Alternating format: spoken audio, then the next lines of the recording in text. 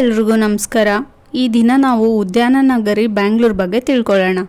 ಬ್ಯಾಂಗ್ಳೂರು ಉದ್ಯಾನ ನಗರಿ ಅಂತಲೇ ಖ್ಯಾತಿ ಪಡೆದಿದೆ. ದೇಶದ IT ಕ್ರಾಂತಿಗೆ ಪ್ರಮುಖ ಬೆಂಬಲ ನೀಡಿದ್ರಿಂದ ಭಾರತದ ಸಿಲಿಕಾನ್ ವ್ಯಾಲಿ ಅಂತಲೂ ಕರೆಯಲಾಗುತ್ತೆ. ವಿಶ್ವದ ಅತ್ಯಂತ ವೇಗವಾಗಿ ಬೆಳೆಯುತ್ತಿರುವ ನಗರಗಳಲ್ಲಿ ಒಂದಾದ ಬ್ಯಾಂಗ್ಳೂರು ಐತಿಹಾಸಿಕವಾದ ಹಲವು ಪ್ರವಾಸಿ ತಾಣಗಳನ್ನು ಹೊಂದಿದೆ. ಫಸ್ಟ್, ಬ್ಯಾಂಗ್ಳೂರು ಅರಮನೆ.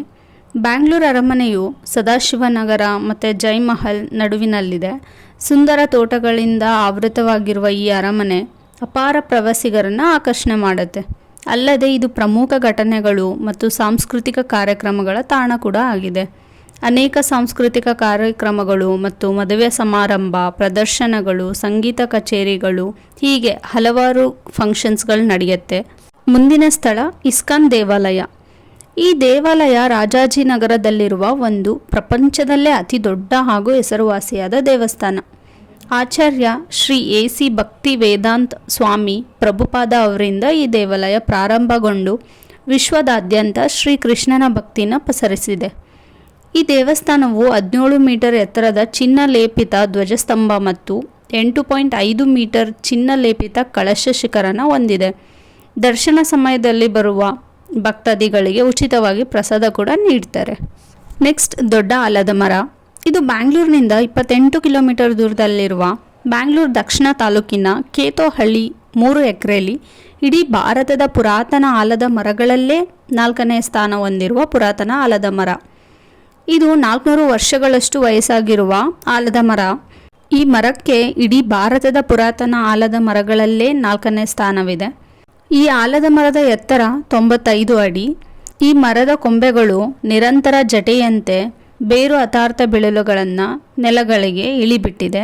ನೆಕ್ಸ್ಟ್, ಬನ್ನೇರುಘಟ್ಟ ರಾಷ್ಟ್ರೀಯ ಉದ್ಯಾನ.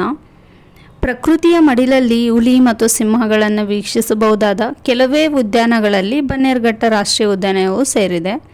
ಅರಣ್ಯ ಇಲಾಖೆಯು ಸಿಂಹ ಮತ್ತು ಹುಲಿಗಳ ವೀಕ್ಷಣೆಗಾಗಿ ಸಫಾರಿ ವ್ಯವಸ್ಥೆ ಕಲ್ಪಿಸಿದೆ.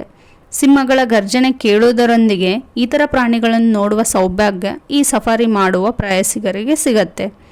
25,000 ಎಕರೆ ಪ್ರದೇಶದಷ್ಟು ವಿಸ್ತಾರ ಹೊಂದಿರುವ ಈ ಮೀಸಲು ಪ್ರದೇಶ ಹುಲಿ, ಸಿಂಹ, ಚಿರತೆ, ಕಾಡು ಕೋಣ, ಜಿಂಕೆ, ಕರಡಿಗಳು, ಪಕ್ಷಿಗಳು ಮತ್ತು ವಿವಿಧ ಜಾತಿಯ ಚಿಟ್ಟೆಗಳ ನೆಲೆಯಾಗಿದೆ. ಈ ಉದ್ಯಾನವನದ ಮುಖ್ಯ ಆಕರ್ಷಣೆ ಅಂದರೆ ದೇಶದಲ್ಲೇ ಮೊದಲನೇದಾಗಿ ಚಿಟ್ಟೆಗಂದೆ ಇರುವ ಉದ್ಯಾನವನ ಇದು.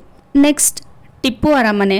ಬ್ಯಾಂಗ್ಳೂರು ಕೋಟೆಯ ಆವರಣದಲ್ಲಿ 1781ರಲ್ಲಿ ನವಾಬ ಹೈದರ್ ಖಾನ್ನ ಕಾಲದಲ್ಲಿ ಪ್ರಾರಂಭಗೊಂಡು 1791ರಲ್ಲಿ ಟಿಪ್ಪು ಸುಲ್ತಾನನ ಕಾಲದಲ್ಲಿ ಪೂರ್ಣಗೊಂಡ ಈ ಅರಮನೆ ಮರ ಹಾಗೂ ಗಾರೆ ಕಚ್ಚಿನಿಂದ ನಿರ್ಮಾಣ ಆಗಿದೆ. 2 ಅಂತಸ್ತಿನ ಈ ಕಟ್ಟಡನ ಸಮಕಾಲೀನ ಇಂಡೋ ಇಸ್ಲಾಮಿಕ್ ಶೈಲಿಯಲ್ಲಿ ನಿರ್ಮಿಸಲಾಗಿದೆ. ಇದರಲ್ಲಿ ಸುಲ್ತಾನರು ನಡೆಸುತ್ತಿದ್ದ ದೈನಂದಿನ ದರ್ಬಾರದ ಕೋಣೆಯನ್ನು ನೋಡ್ಬೋದು. ಹಾಗೆ ಅವರು ಬಳಸ್ತಿದ್ದ ಕತ್ತಿ, ಖಡ್ಗಗಳನ್ನು ಕೂಡ ಕಾಣ್ಬೋದು. ಮುಂದಿನ ಸ್ಥಳ ಲಾಲ್ಬಾಗ್. ವರ್ಣರಂಜಿತ ಫಲ, ಪುಷ್ಪ, ಹಣ್ಣು, ಕಾಯಿಗಳಿಗೆ ಪ್ರಸಿದ್ಧವಾದ ಸಸ್ಯೋದ್ಯಾನ. ಪ್ರಸಿದ್ಧ ಗಾಜಿನ ಮನೆಯನ್ನು ಕೂಡ ಹೊಂದಿದೆ. ಪ್ರತಿ ವರ್ಷ ಸ್ವಾತಂತ್ರ್ಯೋತ್ಸವ ಮತ್ತು ಗಣರಾಜ್ಯೋತ್ಸವ ಸಮಯದಲ್ಲಿ ಇಲ್ಲಿ ಫ್ಲವರ್ ಶೋ ಪ್ರದರ್ಶನ ಏರ್ಪಡಿಸಲಾಗುತ್ತೆ. ಇದಲ್ಲದೆ ಕೆರೆಯನ್ನು ಹೊಂದಿದ್ದು ಪ್ರವಾಸಿಗರ ಆಕರ್ಷಣೆಯ ತಾಣವಾಗಿದೆ. Next, Cubbon park. 300 ಎಕರೆ ವಿಸ್ತೀರ್ಣದ ಕಬ್ಬನ್ ಪಾರ್ಕನ್ನು ಲಾರ್ಡ್ ಕಬ್ಬನ್ ಅವರು 1864ರಲ್ಲಿ ಸ್ಥಾಪನೆ ಮಾಡಿದರು. ಮೊದಲಿಗೆ 100 ಎಕರೆ ವಿಸ್ತೀರ್ಣ ಹೊಂದಿದ ಈ ಪ್ರದೇಶ ತದನಂತರ ಸುಮಾರು 300 ಎಕರೆವರೆಗೂ ಬೆಳೆಯಿತು. ಮೊದಲಿಗೆ ಇದಕ್ಕೆ ಮೇಡ್ ಪಾರ್ಕ್ ಅಂತ ಹೆಸರಿಸಲಾಗಿತ್ತು. ವಿಧಾನಸೌಧ ಮತ್ತು ಉಚ್ಚ ನ್ಯಾಯಾಲಯಗಳಿಗೆ ಹೊಂದಿಕೊಂಡಿದೆ. ವಿಶಾಲವಾದ ಹುಲ್ಲುಹಾಸು, ಸುಂದರ ವೃಕ್ಷಗಳು, ನೀರಿನ ಚಿಲುಮೆಗಳು, ಬಣ್ಣ ಬಣ್ಣದ ಹೂವಿನ ಗಿಡ ಮರಗಳನ್ನು ಹೊಂದಿದೆ. ನಗರ ಕೇಂದ್ರ ಗ್ರಂಥಾಲಯವೂ ಕೂಡ ಕಬ್ಬನ್ ಪಾರ್ಕಲ್ಲಿದೆ. ಮಕ್ಕಳಿಗೆ ಆಟಕ್ಕೆ ಹಲವಾರು ಸಾಧನಗಳಿವೆ. ಮಕ್ಕಳ ರೈಲು ಮಕ್ಕಳಿಗೆ ಆನಂದ ನೀಡುತ್ತೆ. ಕಬ್ಬನ್ ಪಾರ್ಕ್ ಪಕ್ಕದಲ್ಲೇ ವಿಶ್ವೇಶ್ವರಯ್ಯ ಕೈಗಾರಿಕಾ ಮತ್ತು ತಾಂತ್ರಿಕ ವಸ್ತು ಸಂಗ್ರಹಾಲಯ ಕೂಡ ಇದೆ. ಇದು ಪ್ರಮುಖ ಪ್ರವಾಸಿ ಸ್ಥಳ. ವಿಶ್ವೇಶ್ವರಯ್ಯರವರ ಜನ್ಮ ಶತಾಬ್ದಿ ಆಚರಣೆಯ ಅಂಗವಾಗಿ 1962ನೇ ಇಸ್ವಿಯಲ್ಲಿ ಸ್ಥಾಪಿಸಲಾಗಿದೆ. ಇದು ಮಕ್ಕಳ ಶೈಕ್ಷಣಿಕ ಪ್ರವಾಸಿ ತಾಣ ಕೂಡ ಆಗಿದೆ. ಪ್ರತಿ ವರ್ಷ ಈ ಸಂಗ್ರಹಾಲಯಕ್ಕೆ 10 ಲಕ್ಷ ಜನ ಬರ್ತಾರೆ ಅಂತ ಅಂದಾಜಿಸಲಾಗಿದೆ. ಜವಾಹರ್ಲಾಲ್ ನೆಹರು ತಾರಾಲಯ. ಇದು ಕಬ್ಬನ್ ಪಾರ್ಕ್ ಹತ್ರದಲ್ಲೇ ಇದ್ದು ವಿಜ್ಞಾನವನ್ನು ಜನಪ್ರಿಯಗೊಳಿಸುವುದು ಈ ಶಿಕ್ಷಣ ಸಂಸ್ಥೆಯ ಉದ್ದೇಶ. ಇದು 1989ರಲ್ಲಿ ಸ್ಥಾಪಿಸಲಾಗಿದ್ದು ಭಾರತದಲ್ಲೇ ಪ್ರಮುಖ ಸಂಸ್ಥೆಯಾಗಿ ಹೊರಹೊಮ್ಮಿದೆ. ಪ್ರತಿ ವರ್ಷ ಸರಿಸುಮಾರು 25 ಲಕ್ಷ ವೀಕ್ಷಕರನ್ನು ಇದು ಆಕರ್ಷಿಸುತ್ತೆ. ಇದರಲ್ಲಿ ಬಹುಪಾಲು ವಿದ್ಯಾರ್ಥಿಗಳೇ ಆಗಿರ್ತಾರೆ.